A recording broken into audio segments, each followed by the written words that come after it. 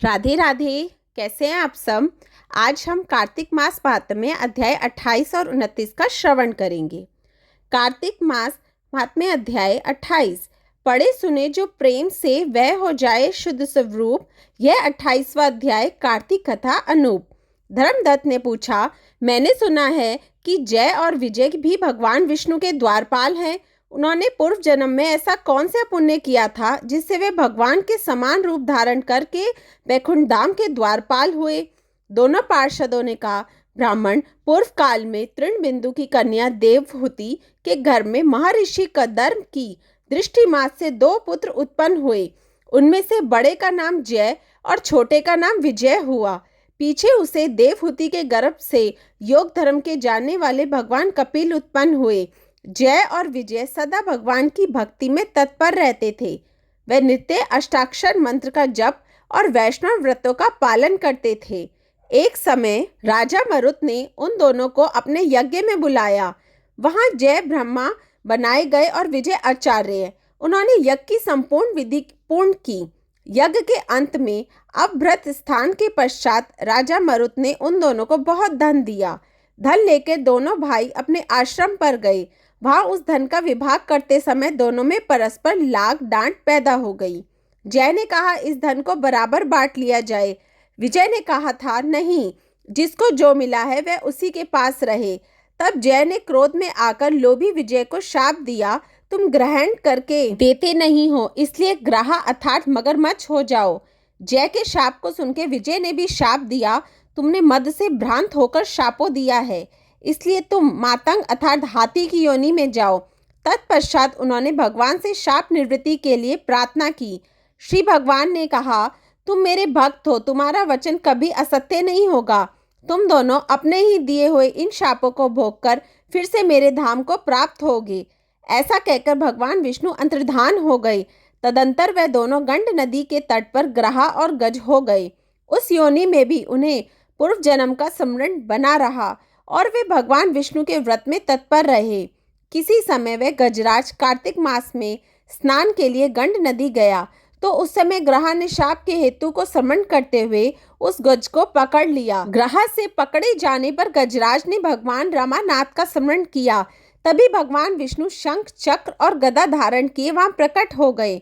उन्होंने चक्र चलाकर ग्रहा और गजराज का उद्धार किया और उन्हें अपने ही जैसा रूप देकर वैकुंठ धाम को ले गए। तब से वह स्थान हरि क्षेत्र के नाम से प्रसिद्ध है। वह ही दोनों विश्वविख्यात जय और विजय हैं जो भगवान विष्णु के द्वारपाल हुए हैं। धर्मदत्त, तुम भी ईर्ष्या द्वेष का त्याग करके सदैव भगवान विष्णु के व्रत में स्थिर रहो। समदर्शी बनो। कार्तिक, माघ और वैशाख के महीनों में सदैव प्रातःकाल स्नान करो। एकादशी व्रत के पालन में स्थिर रहो। तुलसी के बगीचे की रक्षा करते रहो।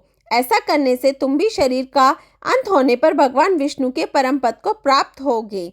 भगवान विष्णु को संतुष्ट करने वाले तुम्हारे इस व्रत से बढ़कर न यज्ञ है, न दान है और न तीर्थ ही है। विप्र पर तुम धन्य हो, जिसके व्रत के आधे भाग का फल पाकर यह स्त्री हमारे द्वारा वैकुंठ धाम में ले जाई जा रही है। नारद जी बोले, हे राजन, धर्मदत्त को इस प्रकार उपदेश देके वह दोनों विमानचारी पार्षद उस कलह के नाम वैकुंठ धाम को चले गए। धर्मदत्त जीवन भर भगवान के व्रत में स्थिर रहे और देहावसान के बाद उन्होंने अपने दोनों स्त्रियों के साथ वैकुंठ धाम प्राप्त कर लिया। इस प्राचीन इतिहास को जो सुनता है और सुनाता है वह जगत गुरु भगवान की कृपा से उनका सानिध्य प्राप्त कराने वाली उत्तम गति को प्राप्त होता है। कार्तिक मास महात्म्य कथा 28 समाप्त। कार्तिक मास महात्म्य कथा अध्याय 29। प्रभु कृपा से लिख रहा सुंदर शब्द सजाए। कार्तिक मास महात्म्य का 29वां अध्याय। राजा पृथु ने कहा, हे मुनिश्रेष्ठ, आपने कलह द्वारा मुक्ति पाए जाने का वृत्तांत मुझसे कहा, जिसे मैंने ध्यान पूर्वक सुना। हे नारद जी, यह काम उन 2 नदियों के प्रभाव से हुआ था। कृपया यह मुझे बताने की कृपा कीजिए।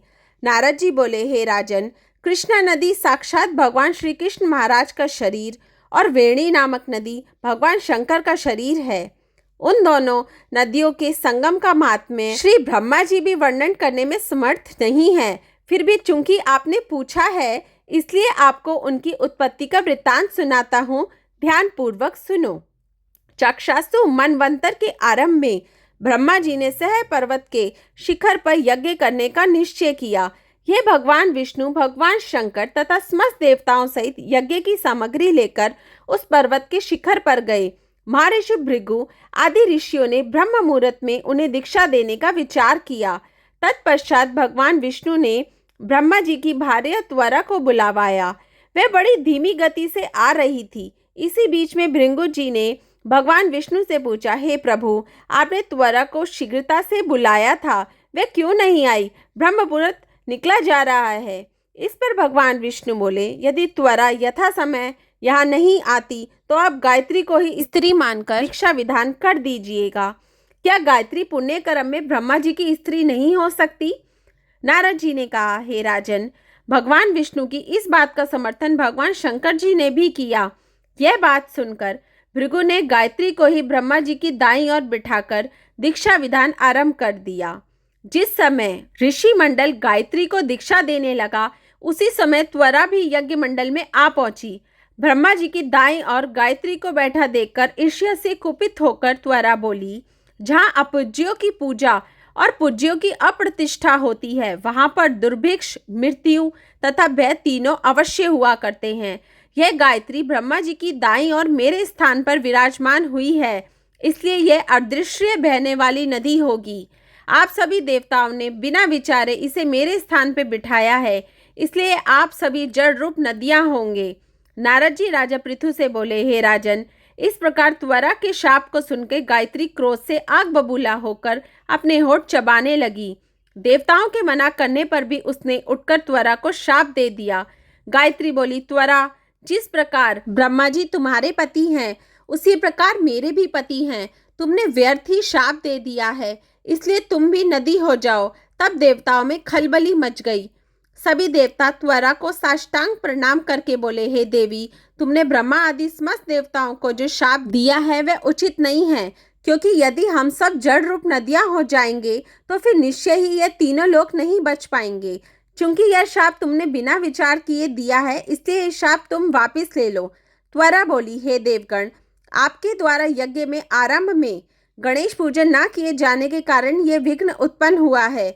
मेरा यह शाप कदापि खाली नहीं जा सकता, इसलिए आप सभी अपने अंगों से जड़ीभूत होकर अश्वमेव नदियां बनोगे। हम दोनों सौतने भी अपने अपने वंशों को पश्चिम में बहने वाली नदियां बनेंगी। नारद जी राजा पृथु से बोले, हे राजन, त्वरा के यह वचन सुनकर भगवान विष्णु, शंकर आदि सभी देवता अपने अपने अंशों से नदियां बन गए। भगवान विष्णु के अंश से कृष्णा, भगवान शंकर के अंश से वेणी तथा ब्रह्मा जी के अंश से ककुदमवती नामक नदियां उत्पन्न हुई। समस्त देवताओं ने अपने अंशों को जड़ बनाकर वहीं श्रह पर्वत पर फेंक दिया। फिर उन लोगों के अंश पृथक पृथक नदियों के रूप में बहने लगे।